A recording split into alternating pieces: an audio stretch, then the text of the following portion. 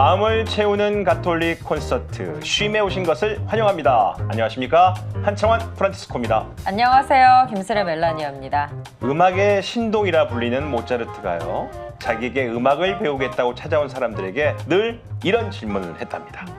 혹시 전에 어디선가 음악을 배운 적이 있나요? 아무래도 뭐 그 사람의 수준에 맞춰서 가르치려는 거겠죠? 그럴까요? 얘기를 좀 더 들려드릴게요. 이 질문에 배운 적이 있다고 하면 수업료를 2배로 청구했고요. 배운 적이 없다면 오히려 수업료를 절반만 내라고 했답니다. 왜죠? 언뜻 생각하기에 배운 사람이면 돈을 더 적게 받아야 되는 거 아닌가요? 네, 그렇게 생각하기 쉬운데 모차르트는 다르게 생각했다고 하죠. 일단 뭘 좀 안다 하는 사람을 가르치기가 아예 아무것도 모르는 사람보다 더 힘들다는 거예요. 생각해보면 일리가 있죠. 또 생각해보니까 그렇네요. 네. 그러니까 일단 뭔가를 제대로 배우겠다 한다면 그 이전의 것들은 다 비워내라. 그런 말씀 아니겠어요? 그렇습니다. 사순 시기를 보내고 있는 우리들도요. 이렇게 우리 안에 있는 것들을 다 비워내야 예수님의 부활을 더 기쁘게 맞이할 수 있는 거겠죠? 맞습니다. 오늘 함께할 책으로 우리 안의 찌꺼기들을 깨끗이 비워낼 수 있길 바라면서요. 오늘은 이분과 함께합니다. 북디렉터 정은영 바르톨로메오 수녀님 반갑습니다. 반갑습니다. 안녕하세요. 네. 1996년 예수의 까리타스 수녀회에 입회해 3년 뒤 첫 서원을 하고 그로부터 7년 뒤 영원히 하느님의 딸로서 살겠다고 맹세했던 정은영 바르톨로메오 수녀. 그녀는 까리타스 수녀회의 영성에 따라 살던 중 2016년 필리핀 아테네오 대학교 로욜라 신학대학에서 이주민 신학을 공부하기 시작했으며 이후 다시 고국으로 돌아와 성경 사도직, 성소자 담당 등 다양한 소임을 맡았다. 특히 작년부터는 생활성서사 단행본 편집부에서 일하며 신자들의 영성을 살찌우는 데 도움이 되는 책들을 엄선하고 있다는 그녀. 누구보다 따뜻한 시선으로 좋은 책을 소개하고 있는 정은영 바르톨로메오 수녀를 만난다. 정은영 바르톨로메오 네, 수녀입니다. 반갑습니다. 네. 지난번 출연 이후에 저희 프로그램 출연이 2번째시죠? 네. 네, 저번에 방송하고 나시니까 주위 분들이 뭐라고 하세요? 저는 사실 방송하는 동안 너무 긴장해서 아무 생각이 나지 않는데 주위 분들이 방송 보시고 왜 이렇게 많이 웃냐고 그래서 책을 소개하러 간 게 아니라 웃으러 간 것 같다 이런 반응이셔서 기억이 안 나는데 제가 네. 너무 긴장한 나머지 많이 웃었나 봅니다. 네. 네. 책을 소개하면서 많이 웃게 된다면 다른 네. 분도 책을 더 좋아하게 되지 않을까 그런 네네. 생각도 해봅니다. 맞아요. 원래 첫 번째는 좀 얼떨결을 하게 되고 두 번째가 네. 더 긴장된다는 얘기가 있는데 어떠세요, 오늘은?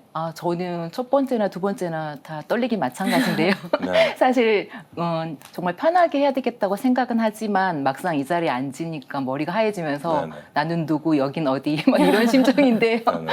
그럼에도 불구하고 특별히 또 이 책은 제가 직접 쓰지도 않았고 번역도 하지 않았기 때문에 정말 독자의 입장에서 책의 메시지를 잘 전달하기 위해서 좋은 책을 읽고 좋은 친구에게 책을 나눈다는 그런 마음으로 네. 편안하게 나누려고 합니다. 네, 저번 방송도 그러셨겠지만 네. 워낙 진행자들이 편하게 해주시니까 네, 맞습니다. 편하게 하시면 되겠습니다. 네. 오늘은 네, 어떤 네. 책입니까? 네, 오늘은 욥기의 희망 수업이라는 책자입니다. 이 책자는 이탈리아의 저명한 성서학자이신 암브로시오 스프리아피코 주교님께서 쓰신 책자입니다.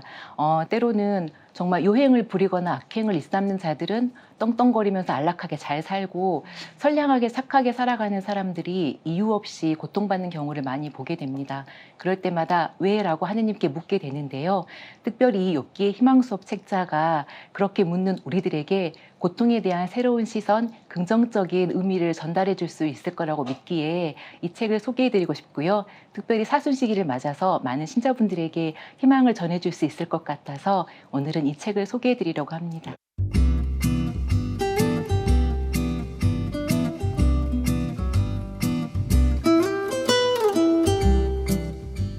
욥기라면 왜냐하면 사실 저희 프로그램에서 지난번에 세상을 읽는 눈 지혜라는 책에서 맞아요. 지혜문학을 얘기하면서 잠깐 살펴보기도 했었거든요. 네. 혹시 모르는 또 시청자들을 위해서 욥기가 어떤 성경인지 잠깐 네. 짧게 소개해 주세요. 네, 성경 안에서 욥기가 갖고 있는 의미가 있다면은 욥기의 핵심 주제는 하느님과의 올바른 관계 안에서 고통을 새롭게 바라보는 게 핵심 주제인데요. 욥기의 저자가 욥기 안에서 꽂고 싶었던 내용은 착한 사람은 복을 받고 나쁜 사람은 벌을 받는다는 그 신명기적 사고가 그 현실 안에서 많은 한계에 부딪히게 되는데요. 고통에 대한 새로운 해석을 내놓고 그리고 많은 이들에게 고통을 하느님과의 관계하에서 다시 한번 바라볼 수 있도록 우리에게 제시해주고 있는 책자라고 할 수 있습니다. 네. 욥기의 희망 수업이죠, 책 제목이. 네, 결국 욥과 희망이 아주 밀접한 관계가 있다, 뭐 이런 뜻 아니겠습니까? 맞습니다. 그렇죠? 네, 성경 속에 등장하는 인물 중에서 네. 많은 인물 중에서 그래도 네. 욥이 바로 네. 희망의 아이콘이 이렇게 보면 되겠습니까? 맞습니다. 노아와 다니엘과 욥은 이스라엘 안에서 의인 삼총사라고 통하고 있습니다. 그리고 막상 이렇게 욥기를 읽다 보면은요, 욥은 정말 고통받는 모든 순간에도 끝까지 하느님에 대한 희망을 잃지 않고, 그리고 하느님께서 이 고통에 대한 설명을 반드시 해주시고 욥을 이렇게 고통으로부터 끌어내 주실 거라는 믿음을 잃지 않고 있기 때문에 저희가 보통 욥하면 희망의 아이콘이라고 이야기하고 있습니다. 네, 시청자 여러분들께서 수녀님이 책을 너무 잘 소개해 주시니까 네. 혹시 책의 저자인 줄 아실 수가 있어서요. 이 책의 저자가 다른 분이 계시죠? 네, 예, 그 네. 책 저자 좀 설명해 주십시오. 네, 이탈리아의 저명한 성서학자이신 암브로조 스프리아피코 주교님이십니다. 이 주교님께서는 특별히 예언서의 전문가로 알려져 계세요. 그래서 우리나라에도 사실 교계 출판사 안에서 많은 책이 번역이 되었고요. 신부님께서는 울바노 대학교에서 구약성경 교수와 총장을 오랫동안 역임하시다가 주교님으로 소풍되신 이후에 이탈리아 주교회의에서 교회의 일치와 종교 간의 대화 위원회 의장을 맡고 계시고요. 그리고 특별히 이 책을 번역해 주신 신부님과도 아주 밀접한 관계가 있다고 그렇군요. 알고 있습니다. 아, 네. 그런 거군요. 네, 네. 외국인 주교님이 책을 쓰셨다고 하니까 왠지 네. 번역을 맡은 분도 책임이 막중할 것 같은데 맞아요. 어떤 분이신데요? 네, 반포사동에서 현재 사목하고 계신 박요한영식 신부님이십니다. 신부님께서는 이 책을 번역하시면서 정말 깜짝 놀랐던 그 장면 중에 하나가 그 욥의 세 친구들에게 하느님께서 말씀하시면서 타오르는 분노라고 표현하시면서 이렇게 세 친구들을 꾸중하신 부분이 나와요. 42장에 보면은 그때 신부님께서 정말 깜짝 놀라셨대요. 왜냐하면 욥의 세 친구들은 현대로 이야기하면은 신학자들이고 누구보다도 하느님에 관한 지식이 앞서 있는 사람들이고 또 하느님을 위해서 노력하는 사람들인데 어떻게 이렇게 하느님의 마음을 아프게 해드렸을까 고민해 보니까 욥의 현실 안에서 욥이 지금 필요한 것은 이들의 신학적인 신론이 아니라 정말 함께 공감해주고 함께 아파해주는 친구들이었는데 그 부분은 까맣게 잊어버린 채 오직 욥이 빨리 자신의 잘못을 인정하기만을 종용하는 그런 모습이 하느님을 분노하게 하지 않았을까. 그래서 친구들이 하는 그 행동과 말들이 욥에게 상처를 주었지만 사실은 하느님께 상처를 준 것이고 욥에게 아픔을 주었지만 사실은 하느님께 아픔을 준 것이라는 것을 깨달으셨대요. 그래서 당신이 이 책을 번역하시면서 그 하느님의 분노를 잊지 않고 마음에 새겨야 되겠다고 결심하셨다고 합니다. 네.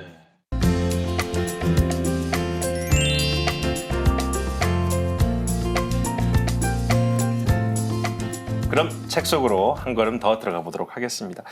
들어가는 말을 보면 와, 이 네. 책에요. 들어가는 말이 네. 이게 한참 넘어가더라고. 네네. 그래서 근데 그 내용이 다 핵심적인 이야기가 맞아요. 다 거기 있지 않나 생각이 듭니다. 저자가 이럽니다. 욥기의 거룩한 독서를 제안한다. 이렇게 네. 이야기를 하고 있죠. 네. 이 거룩한 독서라면 우리 교회가 하고 있는 전통적인 묵상법을 말한다고 저도 알고 있는데 네. 저자는 왜 욥기를 거룩한 독서법으로 읽어야 한다고 하는 겁니까? 네, 사실 욥기는 오래전에 쓰여진 책자이긴 하지만 자세히 읽다 보면 왠지 남의 일 같지 않고 내 이야기 그리고 지금 내가 살고 있는 이 사회의 이야기를 대변해주고 있다는 느낌이 드는 책입니다. 욥기를 읽다가 마음에 와닿는 그 말씀을 찬찬히 되새기면서 묵상한다면은 그 욥기가 가지고 있는 삶의 지혜가 나에게 내면화되고 또 그 내면화된 지혜를 통해서 하느님과의 관계도 성찰할 수 있고 또 더 나아가서 내 안에서 풀리지 않는 삶의 문제들을 정말 적극적으로 신앙의 시선으로 풀어낼 수 있기 때문에 아무래도 이 저자 주교님께서는 욥기의 거룩한 독서 부분을 언급하신 것 같고 실제로 이 책은 정말 꼼꼼하게 욥기의 전체 장을 천천히 이렇게 거룩한 독서를 할 수 있도록 안내를 해주고 있어요. 그래서 특별히 이 사순 시기 동안에 실제로 이 욥기의 희망 수업이라는 책자를 가지고 거룩한 독서를 정말 실행해 보신다면은 하느님과의 관계 그리고 나의 내면을 돌볼 수 있는 마중물 역할을 충분히 해줄 수 있을 거라는 생각이 듭니다. 네, 그럼 이제 욥의 줄거리를 따라가 보도록 하겠습니다. 욥은 네. 굉장히 의롭고 올곧은 사람이잖아요. 네. 그런데 하루아침에 모든 것을 잃어버립니다. 네. 이것도 속상한데 자기 건강까지 악화가 돼요. 네. 이는 저는 참 제3자임에도 제가 욥도 아닌데 굉장히 화가 나더라고요. 그리고 또 충격적이었던 부분이 네. 사탄이 욥을 해쳐도 되냐고 하는데 하느님이 허락하시잖아요. 이 요구를. 네. 어떻게 이러실 수가 있죠? 이거 어떻게 받아들여야 돼요, 신녀님? 네. 선하게 사는 사람이라고 해서 이렇게 고통을 하느님께서 허락하시지 않으면 안 되는 걸까요? 또 정말 당연하게 많은 사람이 아니라 대부분의 우리들은 고통스럽거나 불행하기를 원하지는 않습니다. 하지만 그럼에도 불구하고 늘 안락하고 평탄하게 사는 삶이 정말 좋은 걸까요? 라는 이런 질문을 먼저 해드리고 싶고요. 그리고 착한 사람은 행복하게 살고 나쁜 사람은 불행을 겪는다는 그 인과응보의 논리가 얼핏 보면은 참 공평하고 정의로운 것 같잖아요. 이 논리는 굉장히 위험한 논리 중에 하나예요. 왜냐하면 하느님이 내 뜻대로 움직여주기를 바라는 마음이 담겨 있거든요. 내가 이만큼 착한 일을 하는데 하느님이 나한테 어떻게 이럴 수가 있어 하면서 구원에 대한 문제를 하느님의 은총으로 보지 않고 내가 착한 일을 한 만큼 하느님께서 나한테 해줘야 된다는 굉장히 위험한 논리인데요.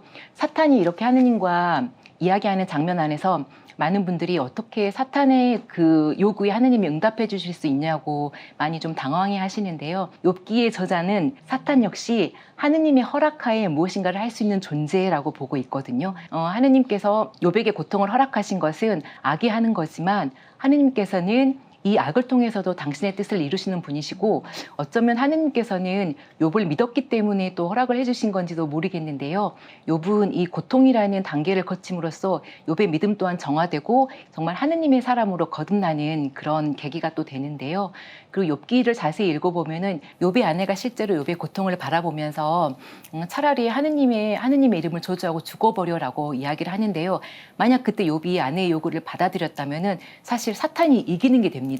그리고 정말 오는 날 수많은 사람들이 하느님께 찬미와 감사를 드린다고 하면서도 어쩌면 조건부 신앙, 내가 하느님께로부터 무엇을 받았기 때문에 신앙을 갖고 있지 않은지 성찰해 보시면 좋을 것 같고요. 우리가 뭔가를 하느님께 해드린다고 해서 그것 때문에 하느님이 우리한테 잘 해주셔야 된다. 그런 논리는 좀 위험한 논리입니다. 사실 조금만 달리 생각해 봐도 우리 네. 주위에는 참 욥 같은 사람들이 많습니다. 맞습니다. 착하고 성실하고 네. 그런데도 불행에 빠진 사람들이 너무 많이 보입니다. 네. 반면에 또 잘못을 저지르고도 너무 떵떵거리면서 잘 사는 사람도 너무 네. 많고요. 그러니까 욥기의 내용이 더 우리가 관심을 갖게 되는 게 아닐까 싶은데 아마 지금에 있는 제가 느끼는 이런 느낌을 욥기가 쓰여진 그 당시에 똑같은 사람들이 똑같이 느꼈기 때문에 이런 내용이 있다고 생각하면 되겠습니까? 네, 맞습니다. 욥기 내용인 의인의 고통에 관한 주제는요, 성서뿐만 아니라 당시 고대 이집트나 메소포타미아의 지혜문학에도 거론되었던 주제 중에 하나입니다. 그래서 욥기도 사실은 이런 외국의 지혜문학 영향을 받은 게 분명한데요. 엄밀히 이야기하면은 욥기가 다른 외국 문학의 지혜문학과 다른 점이 있다면은 욥기는 고통의 문제를 왜 우리가 고통을 받아야 되는지 보지 않고 하느님과의 관계 안에서 그 고통의 문제를 바라봤다는 게 다른 점입니다. 그렇군요. 근데 네. 구약 성경의 또 전반적인 이야기 흐름을 봐도 비슷한 것 같아요. 착한 일을 하고 하느님의 율법을 잘 따른 사람은 복을 받고 또 네. 그렇지 못한 사람은 벌을 받는 내용이 많잖아요. 네. 약간 인과응보의 구조라고 해야 되나요? 네, 네. 근데 그 때문에 욥기는 당시에도 큰 반향을 일으켰을 것 같아요. 네, 맞습니다. 욥기의 저자는 이스라엘의 전통 사상이 얼마나 큰 모순을 갖고 있는지 정말 꼬집고 있는 문제인데요. 사실은 삶 자체보다는 삶의 이론이나 원칙이 너무나 커져 있어서 본질과 비본질이 자리를 바꿨을 때 어떤 문제가 일어나는지 욥기의 저자는 욥기를 통해서 정말 신랄하게 비판하고 있었고요. 고통에 대해서 새로운 시선을 우리에게 던져주는 책이었기 때문에 그 당시에도 정말 큰 반향이었고 받아들이기 힘든 큰 이슈가 되었던 게 사실입니다. 네. 네. 지금까지 우리가 했던 내용 중에서 몇 부분을 제가 책에서 골라왔습니다. 네. 제가 한번 읽어드릴게요. 네.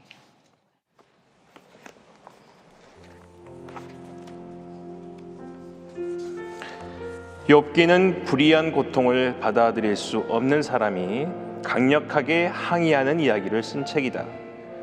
욥은 불의한 고통을 하느님 탓으로 돌린다. 많은 사람들이 이런 항의를 한다. 욥은 하느님께 불의한 고통에 대한 해명을 요구한다. 욥은 고대의 보상 원칙에 이의를 제기한다. 즉 고통과 죄 사이에 설정되는 관계, 다시 말하면 고통이 죄의 결과로 제시되는 관계에 근본적으로 의문을 갖는다. 그는 자신이 무죄하기 때문에 자신에게 죄의 결과인 고통이 주어질 수 없다고 생각한다. 그러므로 그는 이러한 원리에 어긋나 보이는 하느님의 태도를 이해하지 못한다. 욥은 불의하게 악에 얻어맞은 사람으로 제시된다. 그는 부자였지만 재물, 자녀, 건강 등 모든 것을 잃어버렸다. 이 때문에 그는 하느님에게 항의한다. 욥은 좋은 운명이든 나쁜 운명이든 자신에게 일어난 모든 것을 하느님 덕분으로 또는 하느님 탓으로 돌린다. 그는 죄인이기 때문에 그가 모든 것을 잃고 단죄를 받는 것이라는 사고에 이의를 제기한다.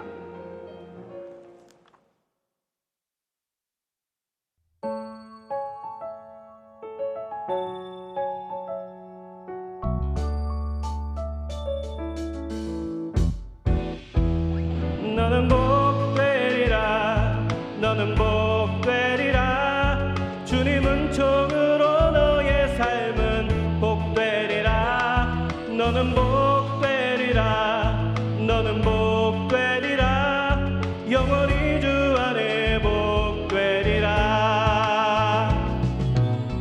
아브라함의 축복은 이삭의 축복은 맏아들에게 주실 축복을 야곱에게 주셨네. 아름다운 내 모습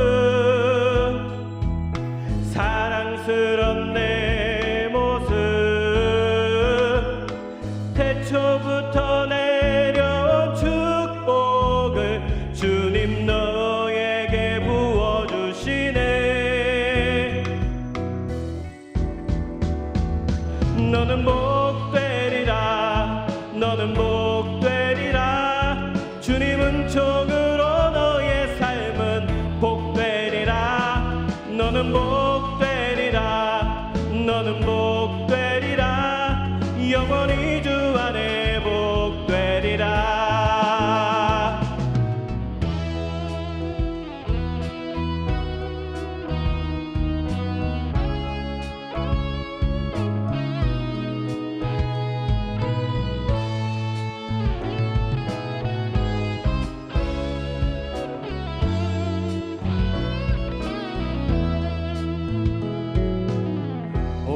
오래전부터 기다린 널 위해 마련하신 날 주님 나라의 영광 위하여 너를 선택하셨다.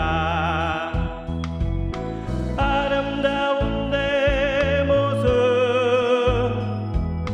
사랑스런 내 모습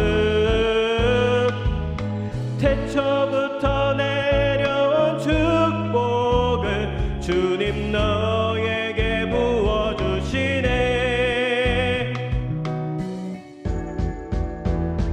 너는 복되리라 너는 복되리라 주님은 종으로 너의 삶은 복되리라 너는 복되리라 너는 복되리라 영원히 주 안에 복되리라. 너는 복되리라 너는 복되리라 주님은 종으로 너의 삶은 복되리라 너는 복되리라 너는 복되리라 영원히 주 안에 복되리라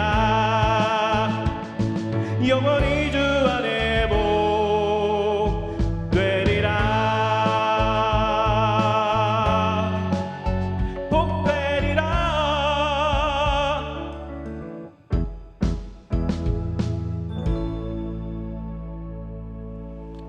와.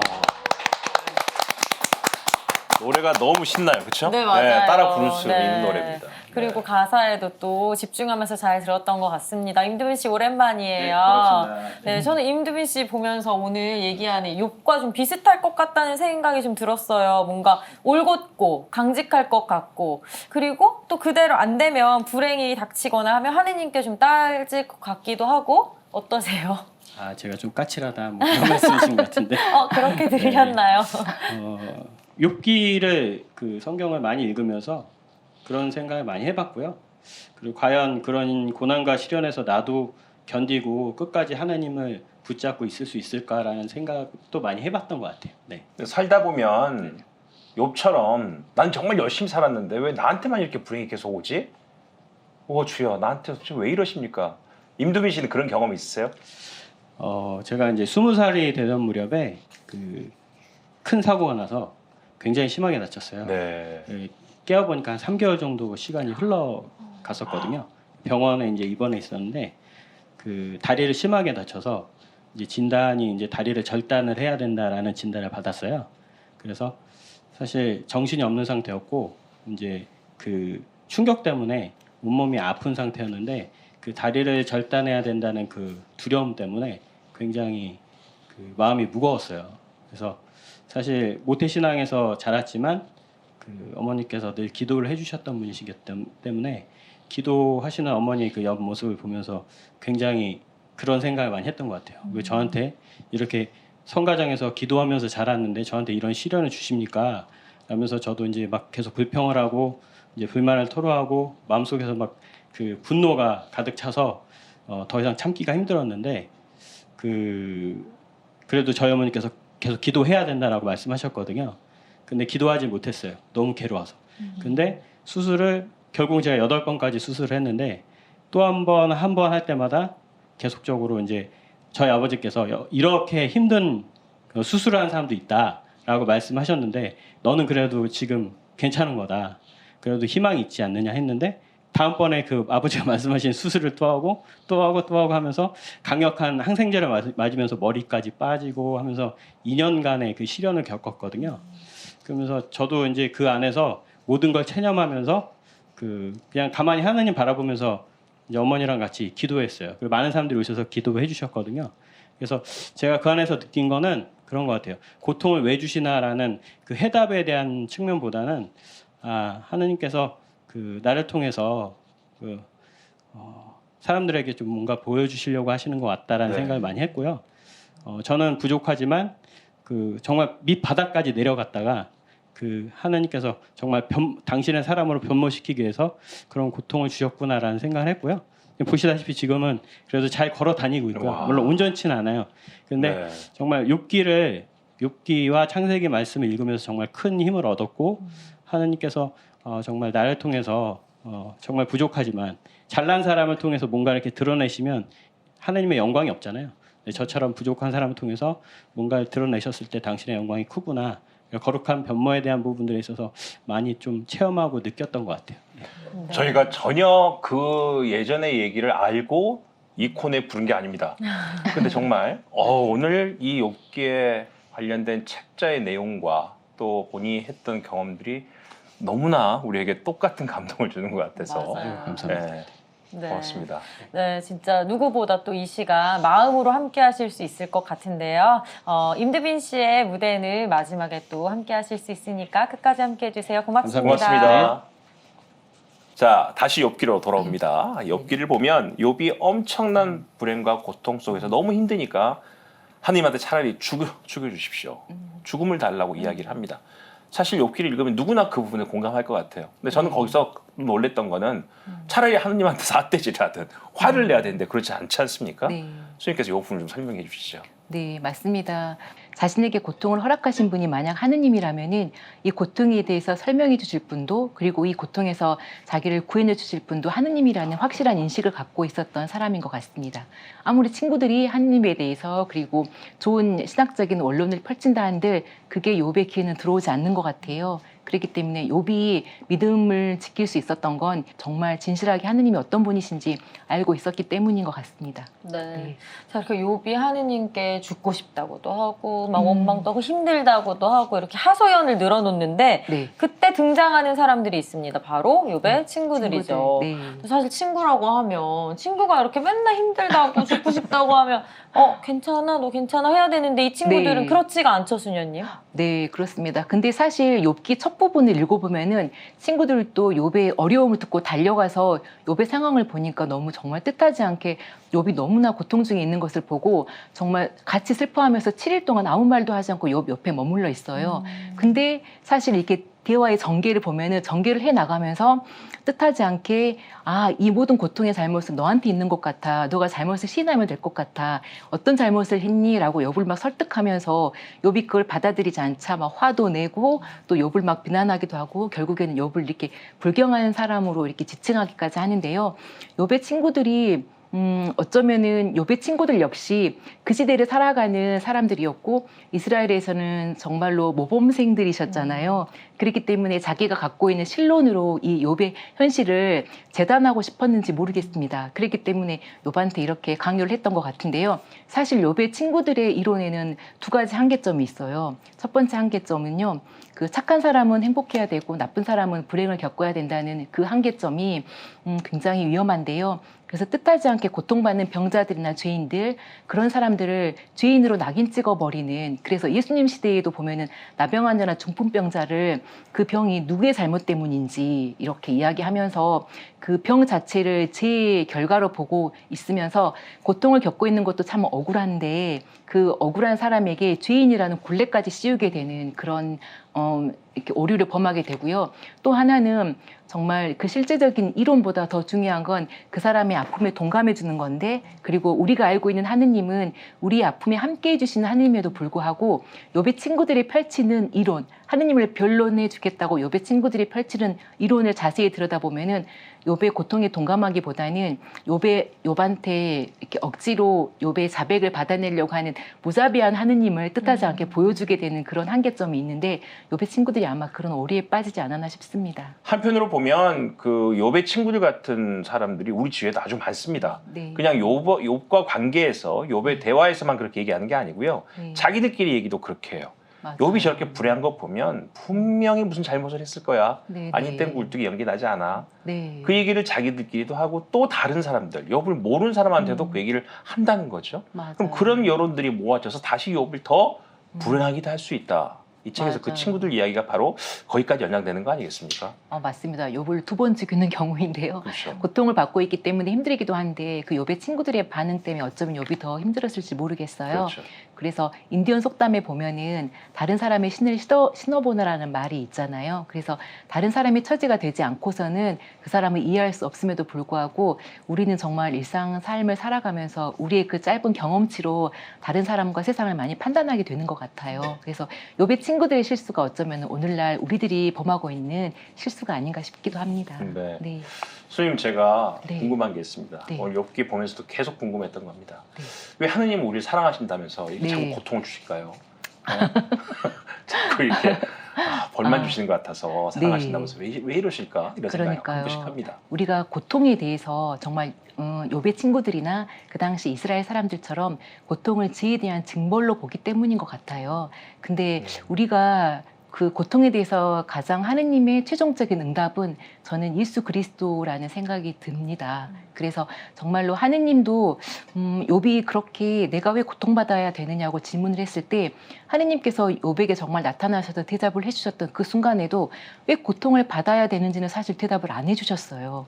그걸 보면은 고통이라는 것은 사실 욥기를 가만히 들여다보면은 우리 인간의 짧은 지혜로는 알아듣기 힘든 하느님의 영역이고 신비인 것 같습니다. 그래서 왜 고통을 받아야 하느냐의 질문이 꽂히기보다는 그렇다면 고통의 다른 의미가 무엇일까?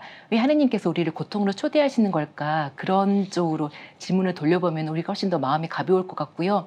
그리고 사실 십자가상에서 돌아가신 예수님을 보면은 그보다 더한 고통이 없잖아요. 그래서 고통이 왜 우리 곁에 찾아오고 왜 고통이 허락되는지는 정말 알 수 없지만은 하느님께서 그걸 허락하신다면은 어쩌면은 하느님의 뜻 안에서 고통은 우리를 하느님의 사람이 되게 하는 어쩌면 은총이고 은혜의 장이 아닐까 싶어요. 그걸 알아듣기 힘든 순간마다 예수님께서 우리 고통에 함께 하셨고, 그리고 예수님도 오셔서 우리 고통을 없애주시는 것이 아니라 오히려 우리보다 더한 고통으로 우리 고통에 동참해 주셨다는 걸 기억하신다면은 고통에 대해서 너무나 무겁게 생각하지 않고 그 고통에 대한 우리의 생각을 바꿀 수 있을 것 같습니다. 그래서 욥기 저자가 우리에게 제시해주고 있는 것처럼 고통에 대한 시각을 긍정적인 의미로 우리가 하느님을 만나러 가는 하나의 장처럼, 하지만 너무 두려워하지 않을 필요가, 예수 그리스도가 우리 곁에 계시기 때문에 그 고통에 우리는 혼자가 아니라는 생각을 한다면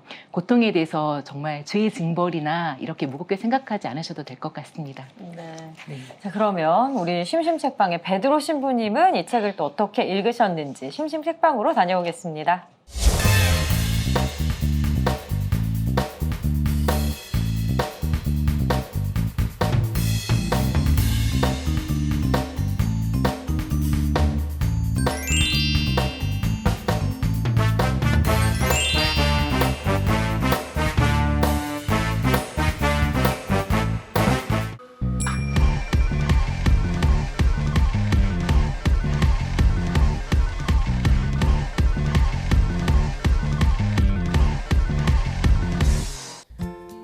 흥미진진한 스포츠 경기 중에서도 많은 사람들이 명장면으로 꼽는 것 중 하나는 바로 지고 있는 팀이 멋지게 역전을 하는 순간이 아닐까 싶어요.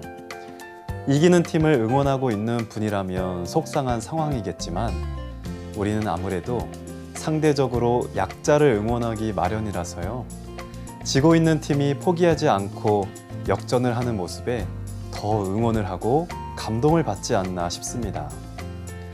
하지만 이렇게 포기하지 않고 끝까지 도전하는 일, 말처럼 쉽지만은 않죠. 세상엔 상상도 못할 만큼 힘든 일이 참 많으니까요. 그런 의미에서 우리 한번 포기하지 않고 계속해서 희망을 키우는 마음의 근력을 한번 키워보면 어떨까 싶은데요. 그런 분들에게 꼭 필요한 책, 오늘 소개해드릴까 합니다. 문학적으로 매우 가치 있고 또 아름다운 시문으로 꼽히는 지혜 문학의 진수, 욥기. 하지만 욥기의 내용을 쉽게 이해하기가 쉽지 않다 하시는 분들 많으신데요. 오늘 소개해드릴 책은 바로 욥기에 대한 제대로 된 안내서입니다. 이탈리아의 저명한 성서학자인 저자 암브로시오 스프레아 피꼬 주교는 깊이 있는 체험을 통해 욥기에서 말하는 고통의 의미, 우정과 함께함의 의미, 하느님께서 주신 대답의 의미를 어렵지 않게 풀어주고 있는데요.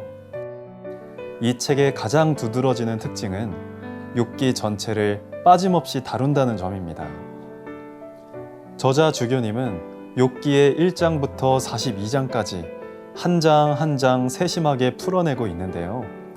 먼저 한 장의 욥기 본문을 간략하게 분석하고 설명한 뒤 해당 부분을 어떻게 읽을 수 있을지에 관한 깊은 성찰이 담긴 해설을 덧붙이면서 독자들이 각자 자신의 삶에서 능동적으로 욥기를 묵상하도록 돕고 있습니다. 만약 내가 가진 모든 재산과 자식까지 잃고 심지어 내 몸조차 병으로 죽어간다면 나는 과연 절망하지 않을 수 있을까? 욥기를 읽으면서 누구나 한 번쯤 생각해 봤을 질문일 텐데요. 과연 나는 진짜로 희망을 포기하지 않을 자신이 있는지, 절망을 견뎌낼 자신이 있는지 곰곰이 생각해 보면서 우리가 자주 쓰는 희망이라는 말의 무거움도 느꼈습니다. 그리고 문득 인디언의 기우제가 떠올랐습니다. 아무리 심한 가뭄이 와도 인디언이 기우제만 지내면 반드시 비가 온다고 하죠.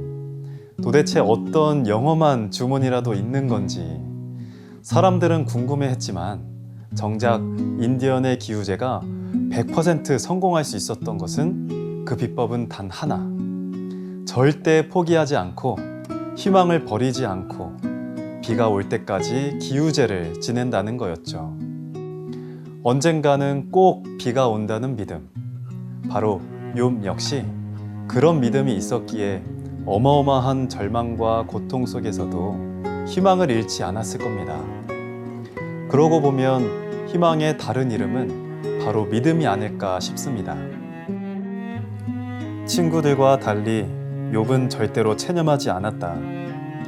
큰 고통 중에도 욥은 침묵하시는 하느님께 계속해서 탄원하고 기도하였다. 우리에게 헤아릴 수 없는 신비가 있다.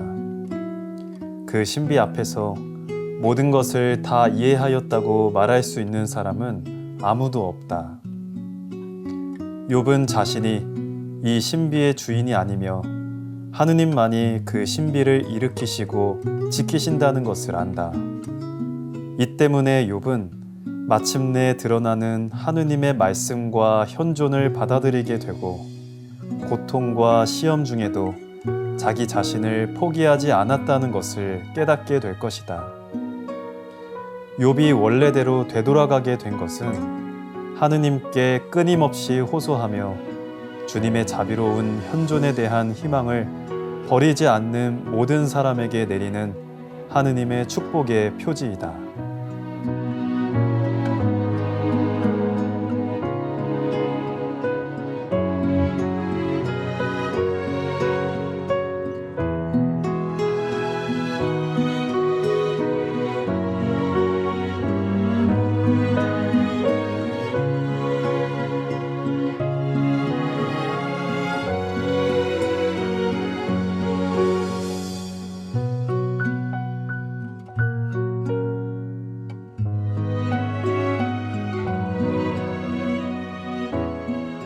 모든 사람들이 성공하는 삶을 살기를 열망하면서도 대부분 실패하는 까닭은 무엇일까요?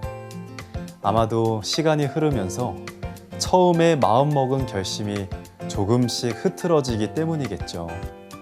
게다가 상황마저 어려우면 쉽게 좌절하기 마련인데요.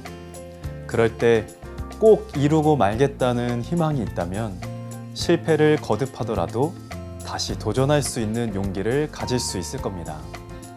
성경 속 욥의 모습을 보면서 언제까지라도 포기하지 않을 수 있는 마음속 희망의 나무를 잘 지키시길 바라겠습니다. 스튜디오에 계신 분들께 질문이 있는데요. 만약 내가 욥이라면 욥이 겪은 고통과 절망 속에서도 똑같이 희망을 지키실 수 있으신가요? 알려주세요. 궁금합니다. 네, 수녀님 되게 어려운 질문을 하셨네요. 신부님이. 네. 희망을 우리 지킬 수 있을까요? 욥 같은 상황에서. 저는 개인적으로 욥처럼 이렇게 극단적인 상황은 아닌데 한 몇 해 전에 참 나름 억울한 일을 겪은 적이 있는데요.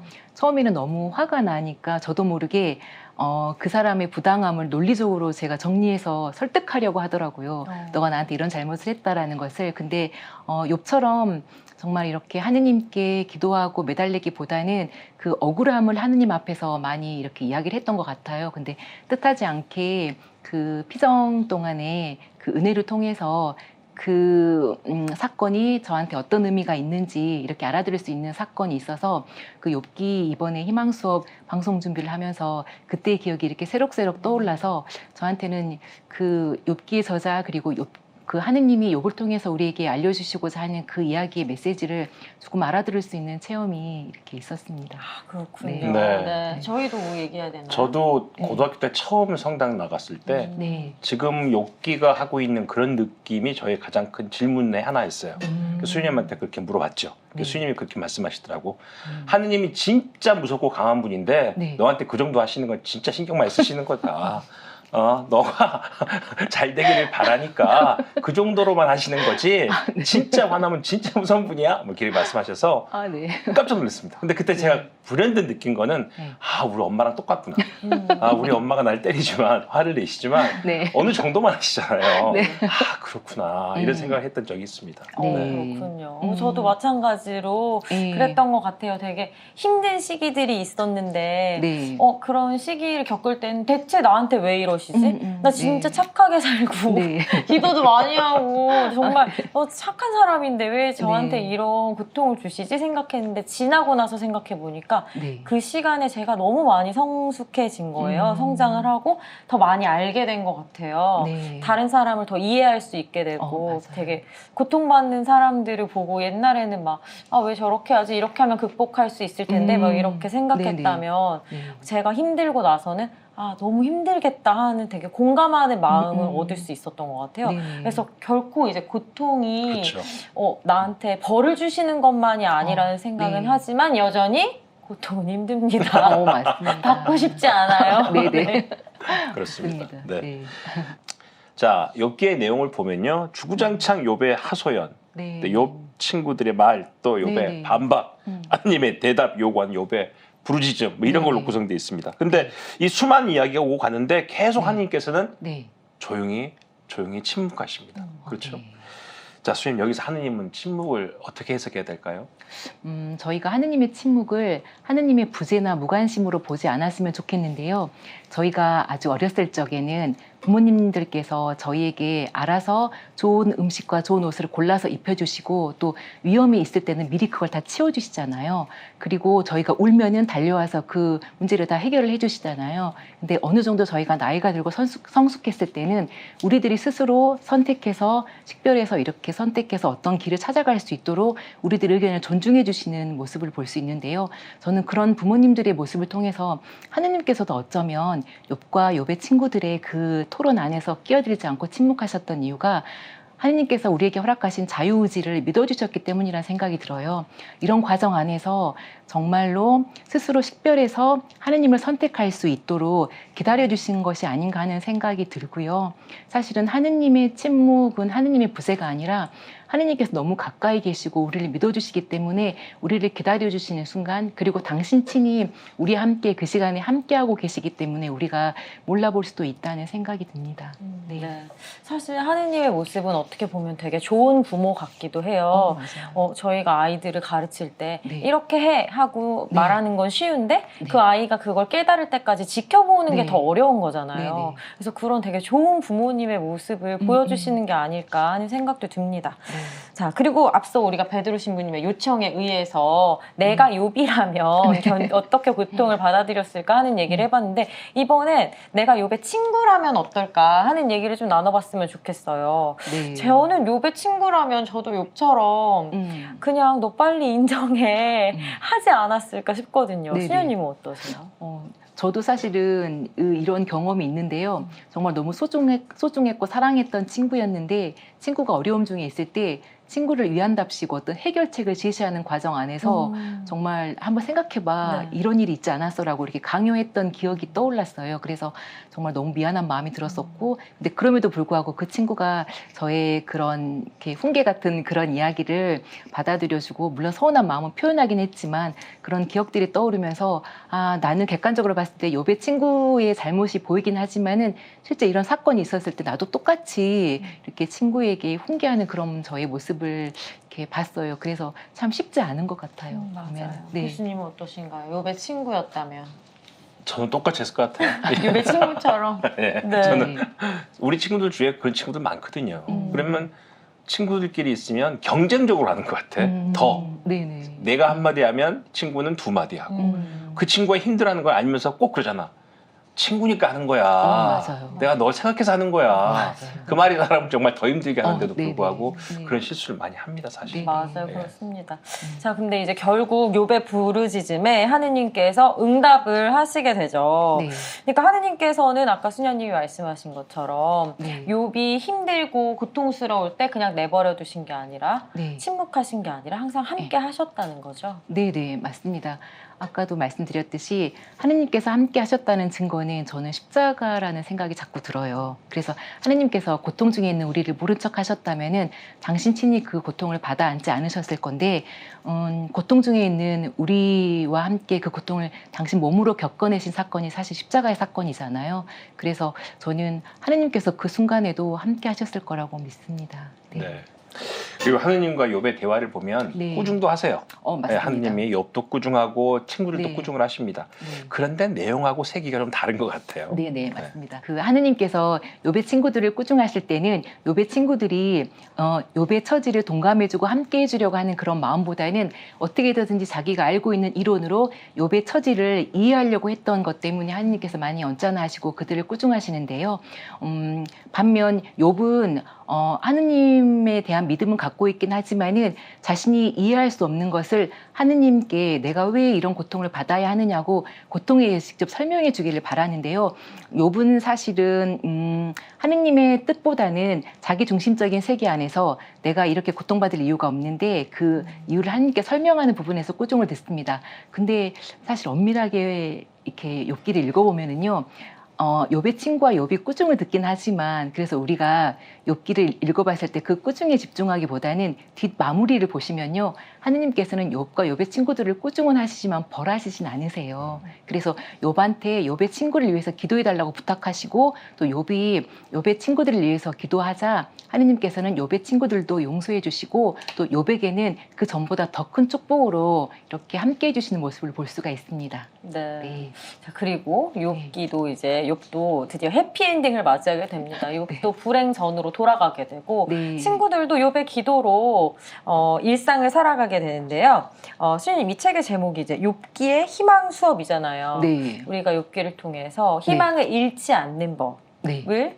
가장 중요한 걸 소개해 네. 주신다면요. 직접 하느님을 만나 뵙는 거라는 생각이 들어요. 그래서 우리가 누군가를 사랑하게 되면은 그 사람과 더 오래 이야기하고 싶고 맛있는 것도 같이 먹고 싶고 좋은 곳을 여행하면서 그 사람과의 사랑이 깊어지잖아요. 그렇다면은 그 사람이 어떤 행동을 했을 때 그 사람을 믿어주는 마음이 생기는 것 같아요. 근데 사실 하느님도 우리와 관계를 맺고 싶어 하는 게 이렇게 개인적으로 특별한 관계를 맺고 싶어 하는데 우리가 누군가로부터 들었던 하느님이 아니라 정말 나만의 하느님을 체험하고 나만의 하느님을 고백할 수 있다면은 어떠한 상황에서도 하느님을 잃지 않고 희망을 간직할 수 있을 것이라고 믿습니다. 네. 네.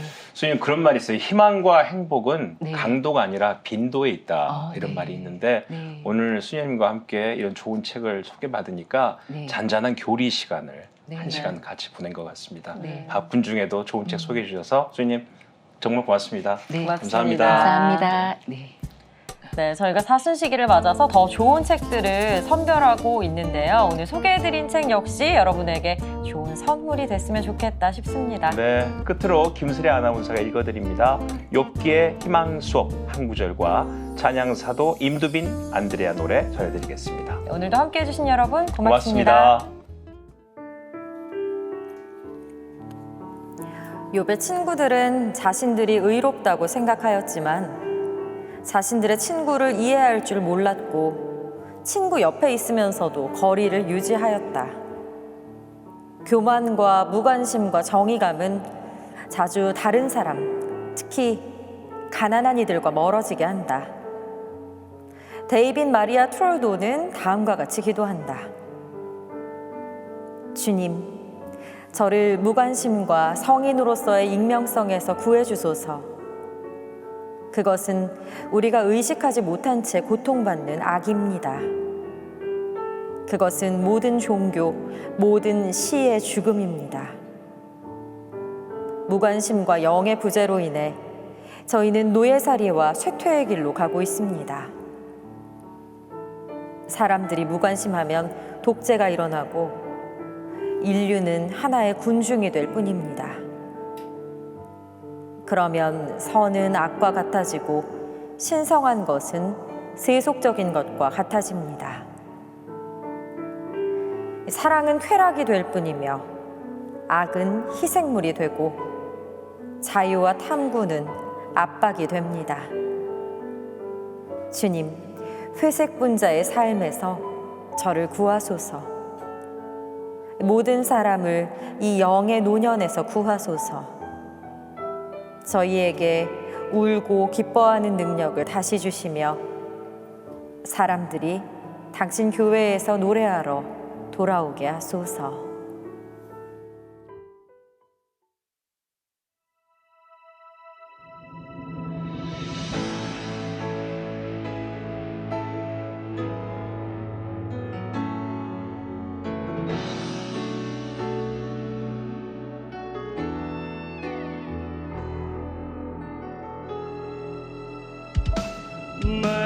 말씀이 사람이 되시어 우리 가운데 계셨네. 우리는 그분의 영광을 보았네. 은총과 진리의 예수 그리스도님, 한처음부터 말씀이 하느님과 함께 계셨네.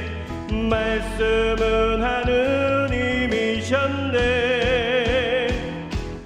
말씀이 사람이 되시어 우리 가운데 계셨네. 우리는 그분의 영광을 보았네. 은총과 진리의 예수 그리스도님, 모든 사람을 비추는 참빛이 세상에 왔다. 우리에게 구원을 주셨네. 말씀이 사람이 되시어 우리 가운데 계셨네. 우리는 그분의 영광을 보았네. 은총과 진리의